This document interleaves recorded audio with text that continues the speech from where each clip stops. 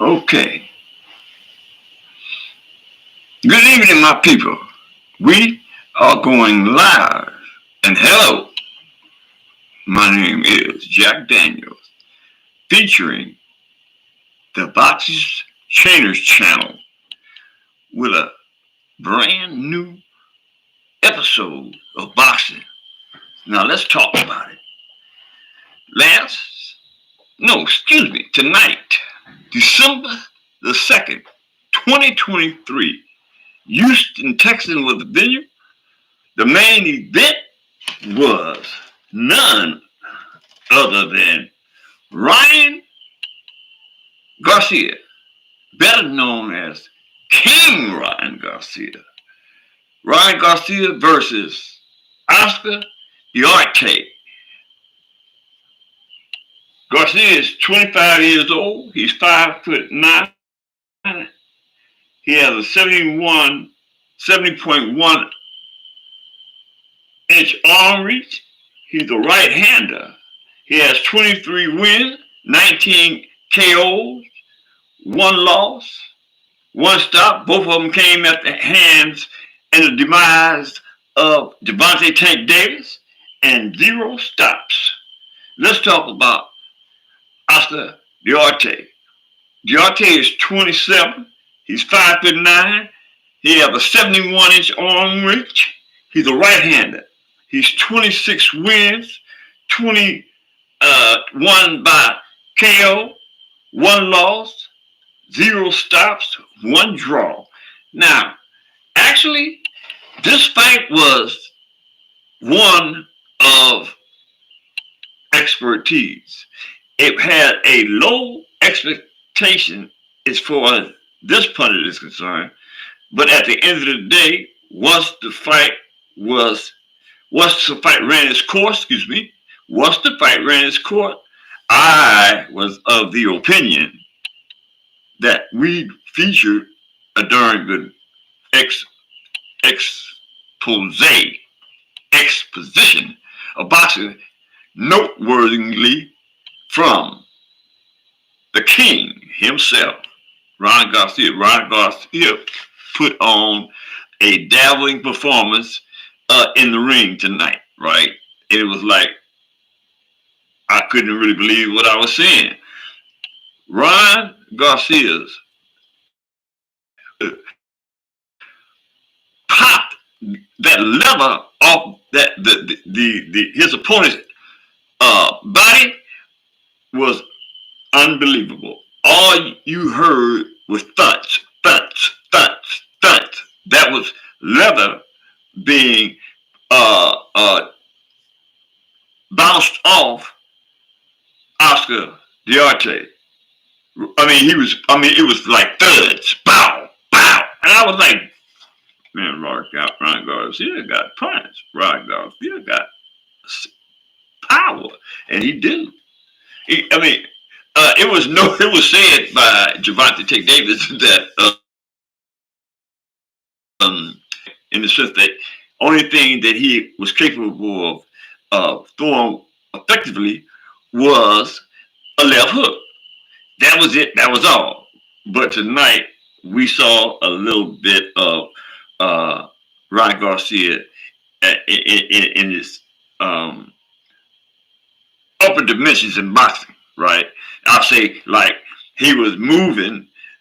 Far better than they was in his previous fights, right?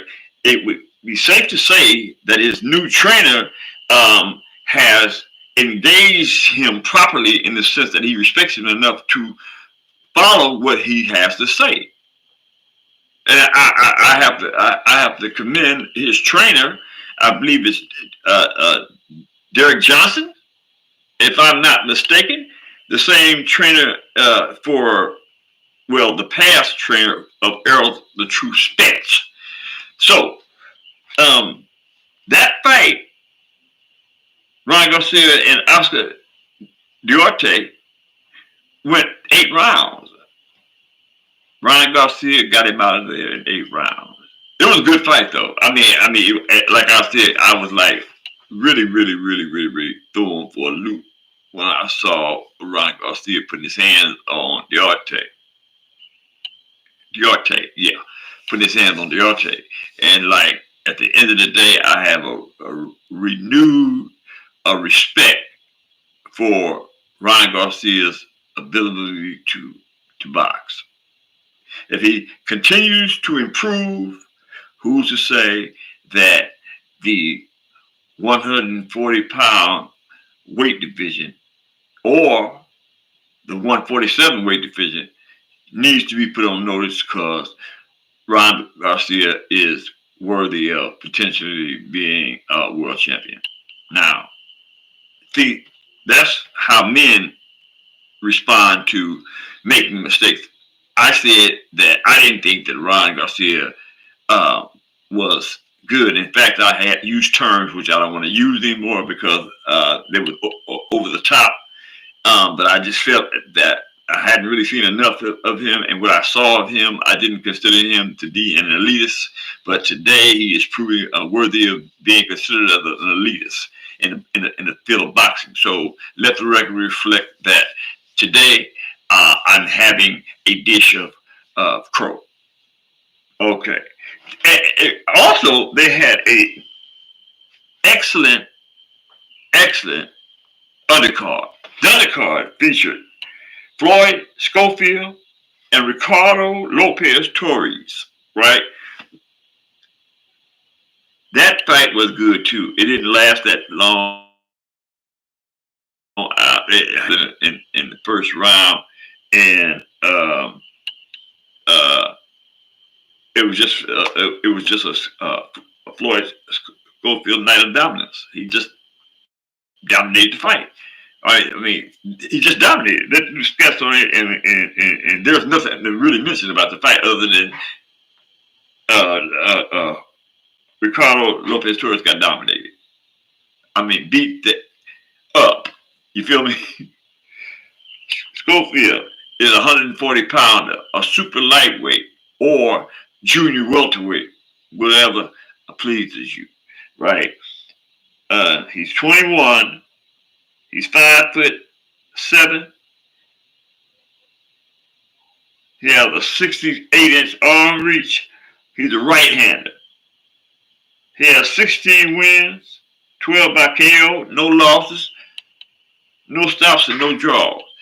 Now, it is safe to say that this division is equally as hot as the 135-pound division, right? The 140-pound division is equally as hot as was the 135-pound weight division when superstar boxer, undisputed lightweight champion, previously lightweight champion of the world, Devin Haney, ruled, right?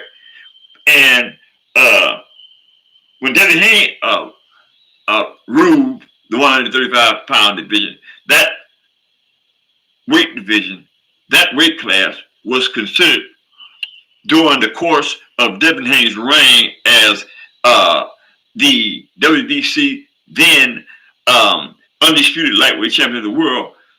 That particular weight class, that particular division was hot as hell. I mean, it was burning up. It was scorching. You just had multiple layers of talent coming out of that weight class, right? And it's still hot, but it would be safe to say that most of the elements that were a part of that dynamic dynamic layer of the 135-pound division has since moved up to the 140-pound division, which would be the junior, the super lightweight, and or the junior welterweight, whatever pleases you in that regard. And a part of that rejuvenating status is Floyd Schofield. If I'm not mistaken, Floyd Schofield originally was at 135, right? And I'm quite sure him, like Devin Haney, outgrew the 135-pound division. And so he moved up. And it is noteworthy to mention, if you don't mind me saying, Floyd Schofield believes that most of the boxers in that division and in the 135 pound division, such as Keyshawn Davis, are a stepping stone to his career, right? But what he's saying, he put people on notice that don't even try because I'm not here. Really, that's what he's basically saying, and I can understand that per his performance tonight, right? I mean, he looked at awesome, sticking and moving, sticking and moving. He had good defense, good offense. He could pivot off that right.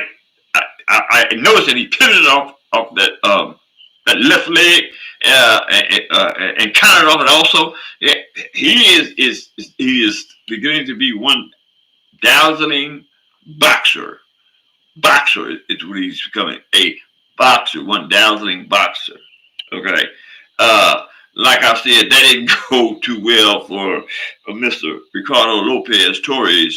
So the particulars involved in his part of the fight, why I'm missing it, right? That's all I got for y'all tonight. You know what I need you to do, and I'm pleased to say that um, my subscriptions are starting to elevate, which is what this is all about. One of the particulars involved in what it's all about. The other thing that is equally I'm concerned about, is the like button. You need to hit the like button. Let's get the like button up, right? I mean, without those two elements, I mean, what am I here for, right? I have to know that my audience is receiving me particularly well, and they enjoy me. If that wasn't the case, I mean, what would be the pertinent reason for me doing it, other than the fact that I love the hell out of it? But I mean, actually, that's good, but that ain't enough. I need to please y'all, man, and ladies and gentlemen. I need to please y'all. So, like I said, hit the subscription button, hit the like button. Don't forget to drop a comment in the comment section, and there's a bell icon uh, somewhere out there on the screen. Hit that also. So, like I say, that's all I got for y'all this time. And I hope you enjoyed it. Y'all have a good evening, and I'm out.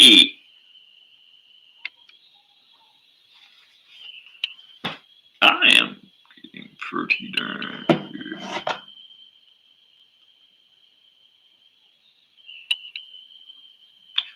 I forgot to give a shout out to that boy.